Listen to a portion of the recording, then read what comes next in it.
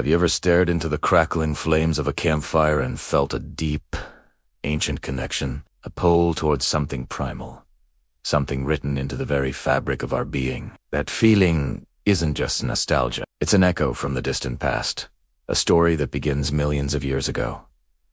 A story of how we, Homo sapiens, became the dominant species on this planet. Our journey starts not in sprawling cities, but on the sun-drenched savannas of Africa. Imagine a world teeming with life, where our earliest ancestors, like us, were just one part of a complex ecosystem. They weren't the strongest or the fastest. Standing on 2 feet was a revolutionary act, freeing their hands, but it also made them vulnerable.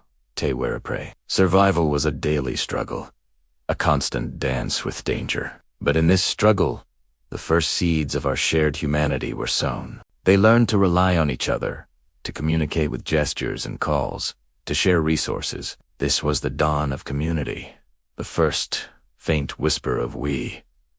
Then, a spark changed everything. Literally.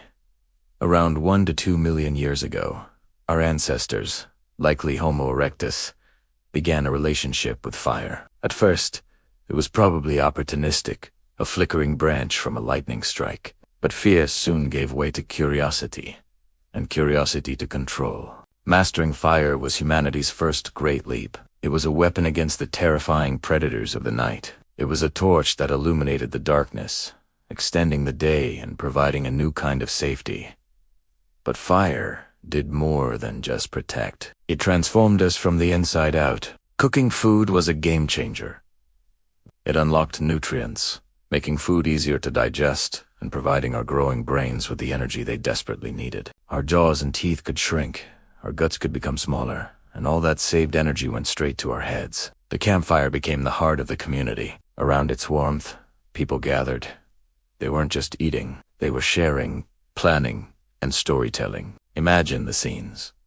Elders passing down knowledge, hunters strategizing the next day's pursuit, children listening with wide eyes. This was the first living room, the first classroom, the first theater.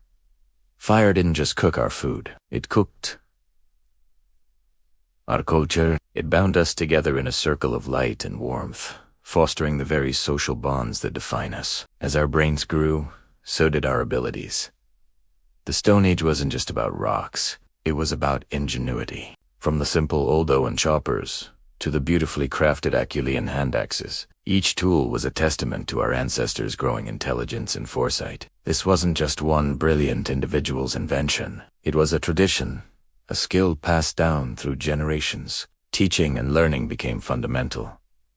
One person would demonstrate, another would imitate. This required patience, communication, and a shared goal.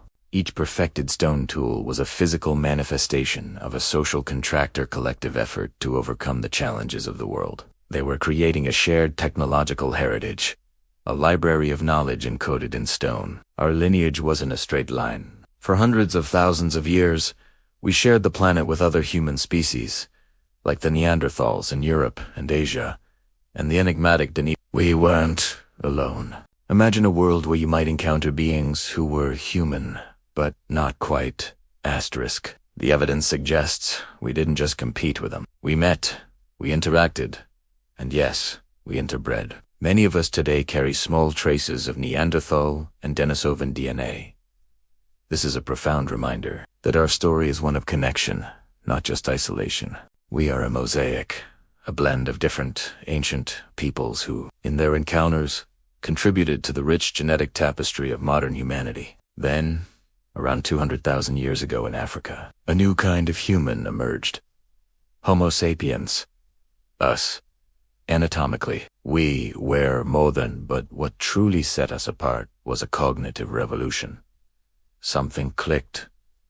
We began to think symbolically. We created art, burying our dead with ceremony, crafting beads and ornaments. The cave paintings of Lascaux and Chauvet aren't just pictures of animals. They are windows into the minds of our ancestors. They are stories, myths, perhaps even spiritual beliefs. This explosion of creativity represents a new level of communication and abstract thought. We were no longer just surviving. We were creating meaning. We were building shared belief systems, myths, and religions that could unite thousands, even millions, of strangers. This ability to cooperate flexibly in large numbers, bound by a common story, was our ultimate superpower. Armed with this new cognitive toolkit, we began to move. Out of Africa, we spread across the globe, adapting to every conceivable environment.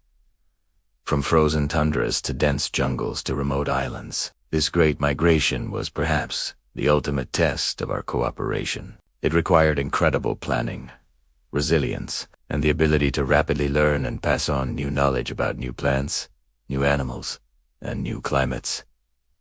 We weren't just colonizing the world, we were weaving a global network of human connection. From the first hunter-gatherer bands to the first agricultural settlements, our societies became larger and more complex. The invention of farming around 12,000 years ago was another monumental shift. It tied us to the land but also created new challenges, managing resources, organizing labor, and living together in much larger groups. This led to the rise of villages, then cities, then empires. We built monumental structures like the pyramids and the Great Wall, feats impossible without immense, coordinated effort. We developed writing, laws, and government-sold tools to manage our increasingly intricate social lives. Through ice ages, famines, plagues, and wars, though, one constant has been our reliance on each other.